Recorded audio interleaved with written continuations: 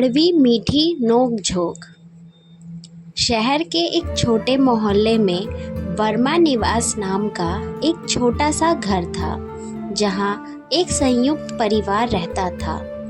इस परिवार की रौनक थी दो बहुएं, सुधा और नीतू। सुधा घर में पहले आई थी, क्योंकि वो इस परिवार की बड़ी बहू थी, इसीलिए वो खुद को अनुभवी समझती थी। हर काम में उसकी चलती थी, चाहे सब्जी का स्वाद हो या बच्चों की पढ़ाई की योजना, सभी कार्य सुधा ही करती थी। कुछ ही महीनों बाद वर्मा निवास में शहनाई गूंजती है, सुधा के देवर राकेश की शादी की। राकेश की शादी नीतू नाम की एक बहुत ही सुंदर लड़की से हो जाती है।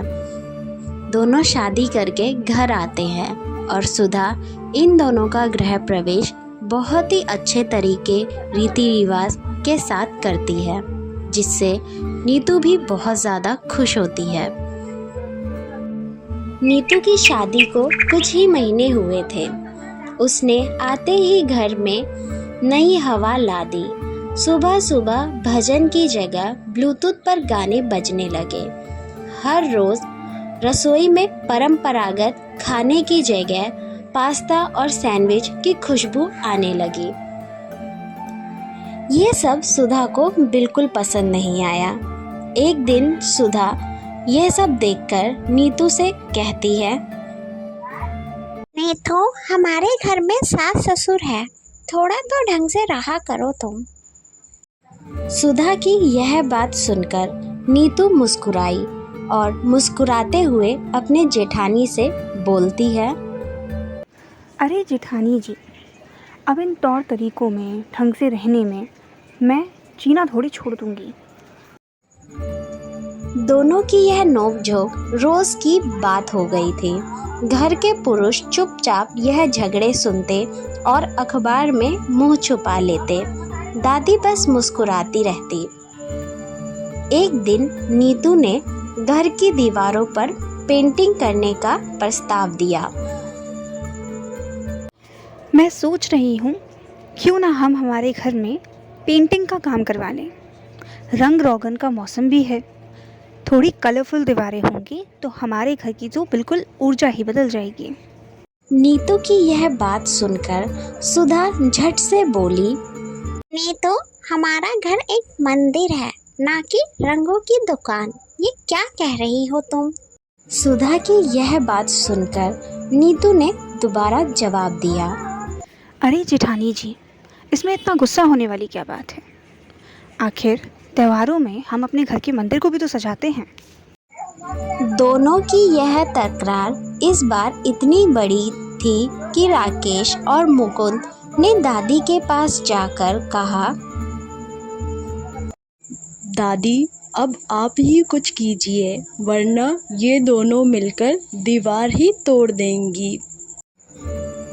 दादी ने मुस्कुराकर मुकुंद और राकेश को कहा, अरे बेटा, तुम देखना, जिस दिन ये दोनों एक दूसरे की बातें समझने लगेंगी, उसी दिन से हमारा ये घर स्वर्ग बन जाएगा। कुछ ही दिनों में वर्मा निवास में एक संकट आया, जिसमें सुधा की तबीयत अचानक ही बहुत खराब हो गई। नीतू ने अपनी नौकरी से छुट्टी ली, हर रिपोर्ट संभाली, दवाइयों का ध्यान रखा और हर रात उसके पास बैठी। सुधा यह सब देखती रही और उसे एहसास हुआ कि नीतू भले ही उसके तरीके से नहीं चलती, पर उसमें अपनापन और जिम्मेदारी दोनों है।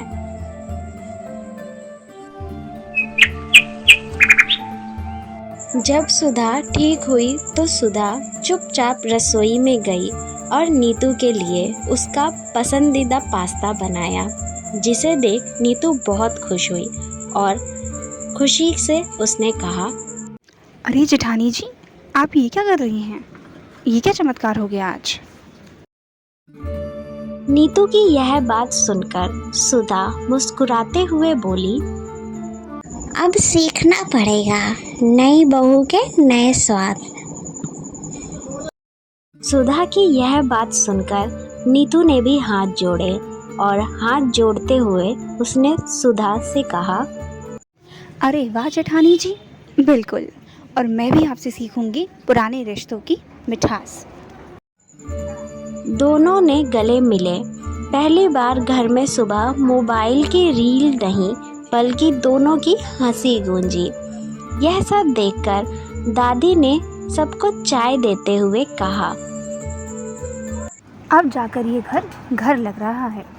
ये दोनों देवरानी जेठानी तो बिल्कुल बहनों जैसी रहने लगी हैं।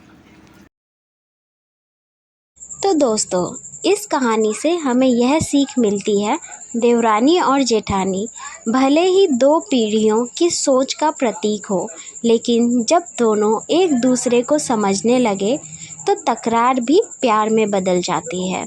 यही सब सुधा और नीतू के साथ हुआ।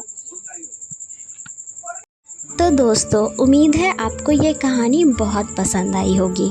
अगर पसंद आई है तो आप हमारे चैनल को लाइक कर सकते हैं, सब्सक्राइब कर सकते हैं, साथ ही शेयर कर सकते हैं अपने दोस्तों के साथ। साथ ही कमेंट बॉक्स में यह लिखना मत बताइएगा कि आपको ये कहानी कैसी लगी। अभी के लिए बस इतना ही। और भी ऐसी मज़ेदार कहानियों के लिए जुड़े रहिए हमारे अपने चैनल एनिमेशन स्टूडियो के साथ। Thank you for watching this video.